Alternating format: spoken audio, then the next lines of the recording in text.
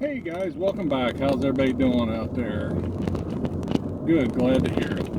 Alright, welcome to Preparedness. I am Big G, your host. If you guys are digging the videos, please do the like, share, subscribe thing. It helps us out quite a bit. Those thumbs up, they help YouTube put our videos in front of other people, so I appreciate it. As you saw from the title, about people that are wanting to see true change in the country, take our country back, however you want to say it.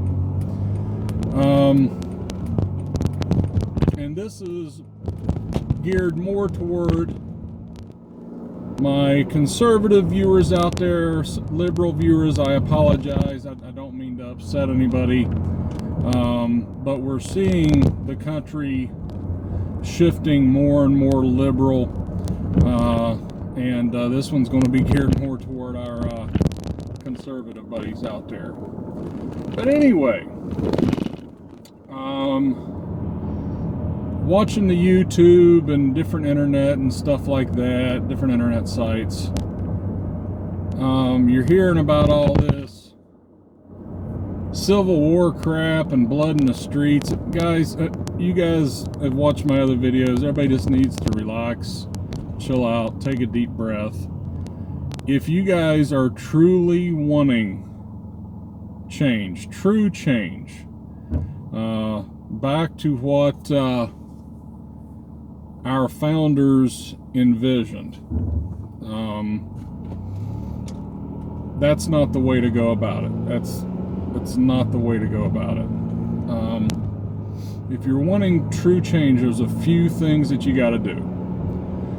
Number one, money. Where are you spending your money at? Okay? If you're wanting true change, you have to start spending your money at preferably local, conservative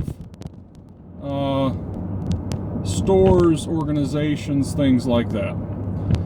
Trust me, I know how easy it is to get on your phone, push that button, 2 days later the package shows up at your door. Yeah, it's nice, I know, trust me, okay? But if you're serious about this, that's what you got to do.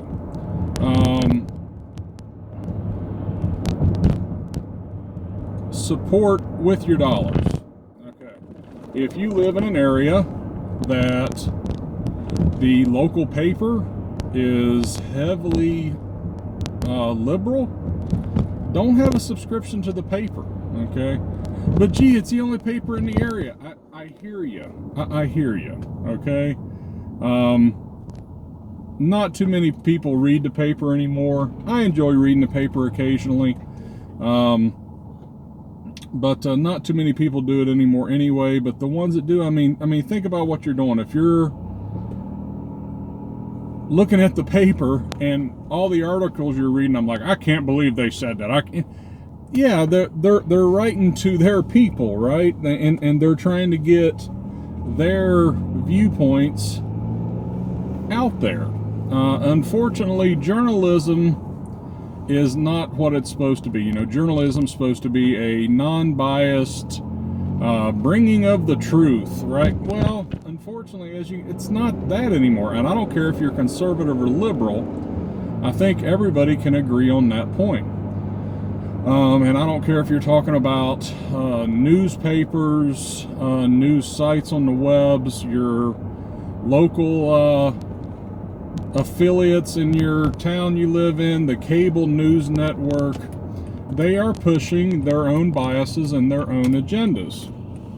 And they are trying to get viewers, right? Newspapers are trying to sell papers. Channels are trying to get more people to tune in.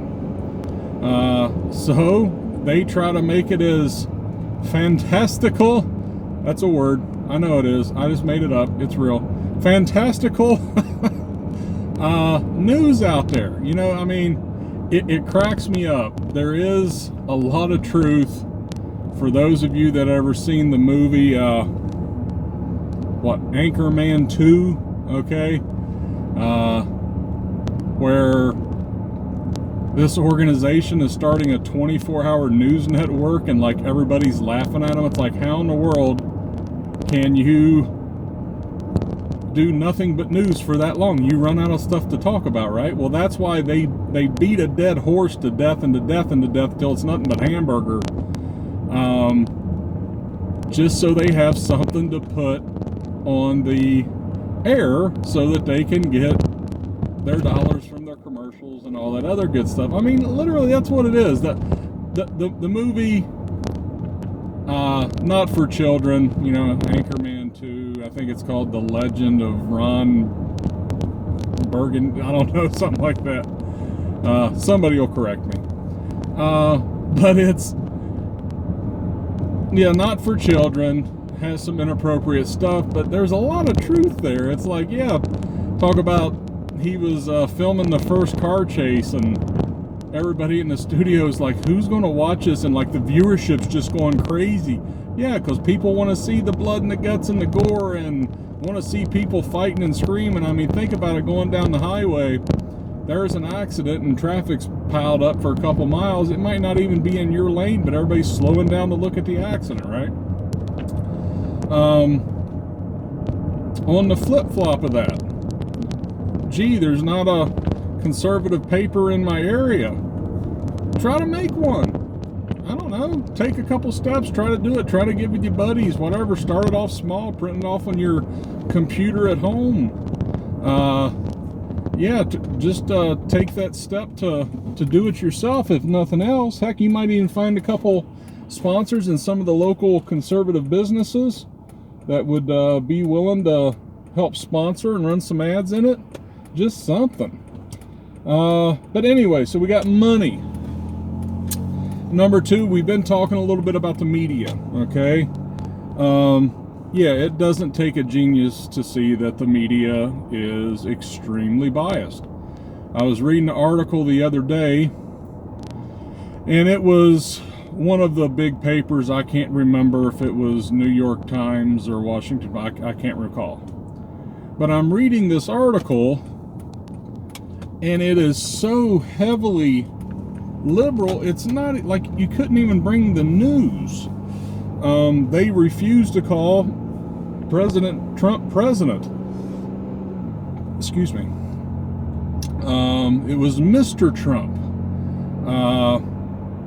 And it just sucks. It just does. I mean, it's gut-wrenching. I would love to be able to sit down, watch the news for a little bit, read a newspaper, and have facts without the reporter, the writer's opinion, and everything else on it. And it, unfortunately, I don't see that happening. But with the media, yeah, the only way, stop watching it. I know I just said the other day, I put forth a challenge for a couple days. Everybody watch and read the media of your opposing viewpoint. Experiment to see how things are, okay? But yeah, it's like, stop watching it. Don't tune into it just to get upset. It's like I hear people, do you see what CNN said? It's like, well, how do you know? Well, I was watching. Well, quit watching it. Come on. You're upsetting yourself on purpose. Okay, next point, politics. We all love to complain about the politicians. We love to complain about how much they suck and they do this and they're not doing this and all this other crap. But few of us are doing anything about it. And what I mean by that is, and go with me on this, we all know we can write letters to our congresspeople, our senators, stuff like that. Do they read them or file 13 them? I guess it all depends on what you say. But for those of you that don't know, senators and the Congress people, they come back to their districts, their area. In fact, I believe the Senate's back right now. But when they're back in their area, a lot of times they'll put on little town hall things. Yeah, go to them. Ask the questions. Express your viewpoints. And I don't mean hollering and screaming and getting some guys together and protesting. It doesn't do any good, guys. It does nothing. Okay? Having simple, civil discussion and debate is a lot more effective than "you suck, you should be fired." That's not, if anything, it might make them even happier. It's like, oh yeah, look how upset they are. I love it. But no, go to those things. And for those of you that are going to say, well, that'll do no good either. In the Bible, Jesus is teaching a parable. And in this parable, he's talking about this judge. And this is a wicked, corrupt judge, not a good guy, doesn't care about justice. Okay? But this, I believe, said it was a widow, is coming to him every day seeking justice. Somebody has wronged her for something. And she is on him every day, every day, every day.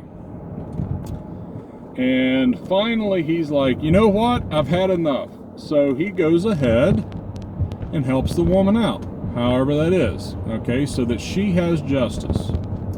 Now, he did not do that out of the goodness of his heart, okay? He did it because he was tired of hearing her mouth, okay? So, yeah, go ahead and let your concerns be heard to those in power. Will it do any good? Maybe not, but at least you're trying, right? At least you're trying. At least you're trying to do something than just sit there and complain about everything.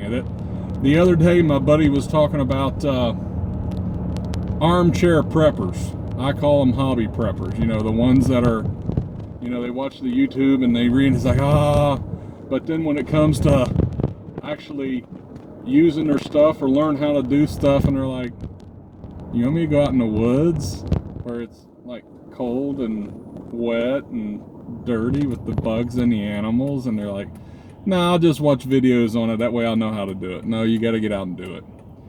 But anyway, yeah, the armchair preppers, the people that just sit there and complain about the politicians and the way things are, but don't try to do anything. Once again, they're just looking for something to complain about. And there's a lot of people out there like that. I kind of call them, we have guys like that where I work, that it doesn't matter what happens, they're unhappy about it. And I kind of I refer to those people as people you could walk up and give them $100 bill, but they would complain because it's wrinkled, those type of people. But yeah, do something about it, guys. And if that doesn't work, run for office yourself. Well, I don't want to do that. Well, okay. Support guys, and I don't mean just vote for them, but support people that believe the way you do that are running for office. Well, gee, it's 80% Democrats where I live. It's kind of pointless. If you're letting your voice be heard and supporting somebody, it's not pointless, okay? Do what you can, okay? Yeah, run for those offices. And kind of tying into my next point, school boards. If you're able to run for a position on a school board, oh yeah, do it. Run for it. In Ohio here, we have townships, so we have, the state, and then we got counties, and then goes down to townships, and then there's your cities and your towns. But we have township trustees. Yeah, run for that. Start small, guys. You don't have to be a president or a senator to start making some change. But talking about the school board, the next point as far as changing this country is our children, guys. I was watching it's a documentary or something a few years back, and they were talking about how, you guys remember, well, you would have to be older, but maybe remember hearing of, the Red Scare, communist and FBI's out there hunting communists down, people of the Communist Party. Well, what had happened, if I can recall right, it's been a little while since I watched it, but back in the 40s and the 50s, socialists wanted this country to be Russia. They wanted it to be communist. They wanted it to be socialist. Whatever they could get. So what they did was they were playing the long game. Okay? They weren't coming here and arming people to take up armed revolution. Nope. They started trying to put in place professors and teachers that were extremely, we would call them liberal today, but the socialist views. Okay? And they started doing that, if I remember, yeah, it was 40s, 50s. Oh, I feel a sneeze coming on. And they just kept doing that and kept doing that. That's why if you go to any college campus in the United States, minus a few, okay, vast majority, they are extremely liberal, okay? And it's been a constant putting in these liberal professors. And here's the thing, guys, the liberal professors are teaching the children, okay? And yes, those children's parents should have raised them and blah, blah, blah, and they probably did, but think about it like this. Those kids get to college, and it was funny, when I went to college, it seemed like everybody like instantly become an intellectual. It was hilarious. It's like you walk around campus and everybody's just like this genius, and they were talking about poetry and literature. And quite a few people from my high school went to the same college that I went to. And it's like, I'm thinking in my head, I'm like, dude, just a couple years ago, I remember you doing so-and-so and so-and-so. And now you're out walking around, you know, you're this intellectual, you've been enlightened, right? But anyway, these kids get to these colleges where in their eyes, these professors are it, right? Like, these professors are, they know everything. They're so intelligent. They're enlightened. They're not like their parents. They're more open to everything, and they really understand me. That's why you get a lot of these professors that got a little girlfriend on the side. It's like in one of their classes or whatever. But it's like, yeah, they've been taught by their parents, but they get there. Another thing, Jesus was talking, trying to recall, I'm going to try to say it as close to verbatim as possible, but it'll definitely be paraphrasing. Jesus had just got pretty much run out of his hometown, run out of Galilee, out of Nazareth, okay? And he was telling his disciples that prophet will not be accepted in their own hometown, their own region. Pretty much what that is everybody, they were listening to him teach, and there were people saying, wait a second, isn't that Joseph's kid? You know, the little guy that used to run around? And that's kind of the same thing when these kids go off to college. Their parents are their stupid parents that don't let them do nothing and all this. But then they get to college and they've got these professors. And these, like I said, these professors are just understand them and enlightened, and they're so learned. They read literature and all this other stuff, and they just fall under the spell of these professors. And they step right into it. When I went to college, I went to a liberal school, not by choice. My father told me I had the choice of these two different schools because I was not going away to college, because he had gone away to college and partied a little too much, and it didn't end so well. So I was not going away to college. I had the choice of two that were around us. So I picked one, whatever. I didn't know nothing. Yeah, it was extremely liberal. And I remember many different classes where just really uncomfortable. One of the classes was a literature class, an English class. that was required. You had to have it to graduate with anything. You had to have this class. They called them LERs, liberal education requirements. Okay. But what I can still remember, and this was 20 plus years ago, that in this class we had to read, I think it was like 5 or 6 different books, and then there was discussion and, all that other stuff. But every single one of those books were anti-Christian. I don't mean anti-God, anti-religion. They were anti-Christian. And that is one of the ones that really stuck out, because me being a Christian, I'm like offended by this, but Christians aren't allowed to be offended, right? Only other religions and other people are allowed to be offended. But that I had to read this. So they're pushing this, and this is okay. But if you had a school that was requiring the reading of Matthew, Mark, Luke, and John, oh, dude, you talking about front page news up on CNN having a fit, right? But this stuff was okay. Luckily, I did not fall into the trap of worshiping my professors. My parents had brought me up enough to know that this was going to happen.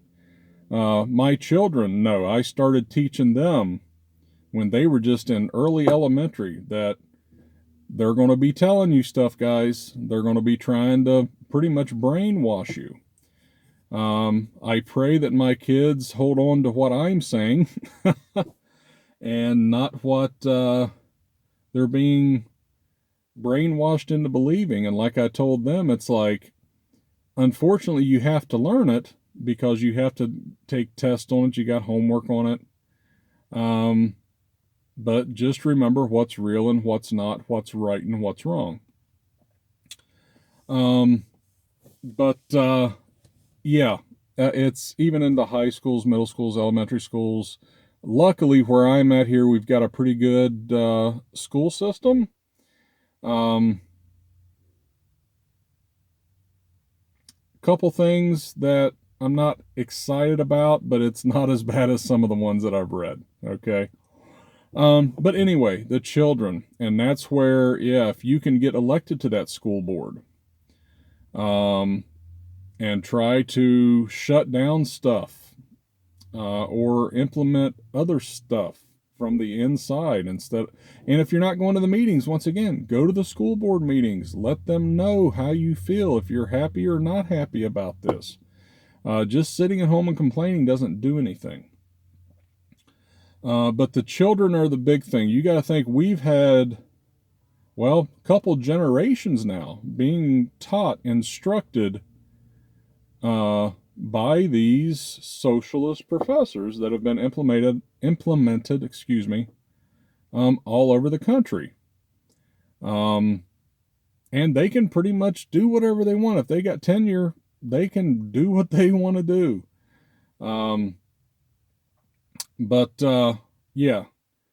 If you're wanting to see it, you got to play the long game, just like socialists did, back in the 40s and 50s. If you're wanting to see change, you got to play the long game.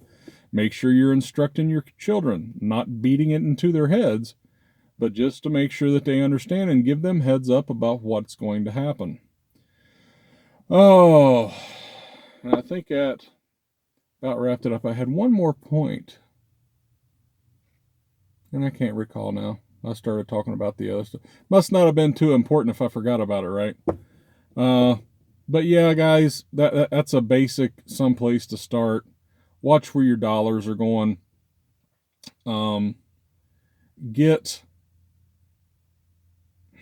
Take an active role in what's going on. And I'm not saying go out there and protest and scream and holler and tell them how much you hate them. That's not going to do anything. Peaceful protest, I will always support peaceful protest. But the ones that are hollering, screaming, spitting on people and all that other stuff, that doesn't do any good. It gets a lot of views on YouTube, and it gets a lot of play on the cable news networks, right? Excuse me. But as far as doing anything positive, doesn't do anything positive. Watch what you do. You guys know how the media can spin it to make it whatever they want it to be. That's their magical skill they have. But yeah, just try to go into it.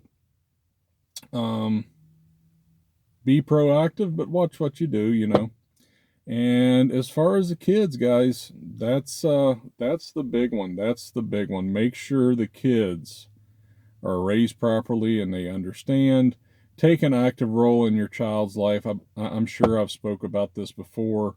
Yeah, Big G's Guide to Parenting I did a while back. That's right. Take an active role in your child's life. Don't just give them a cell phone and an Xbox and say, okay, the babysitter's got you and go do your thing. Take an active role in your child's life. That way, when they become an adult and they have the power to vote or run for office or things like that, they'll be raised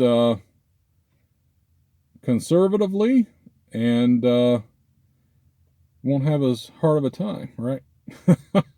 So I'll get off here. We're at 26 minutes. I know you guys are tired of hearing me talk. But please post your comments down below. Even the ones, like I said, even the ones that disagree with me. Post your comments. Be respectful, please. You're an idiot. No, just be respectful, please. But yeah, post your comments, share, like, do all that other good stuff. So appreciate it, guys. Thanks a lot. See you.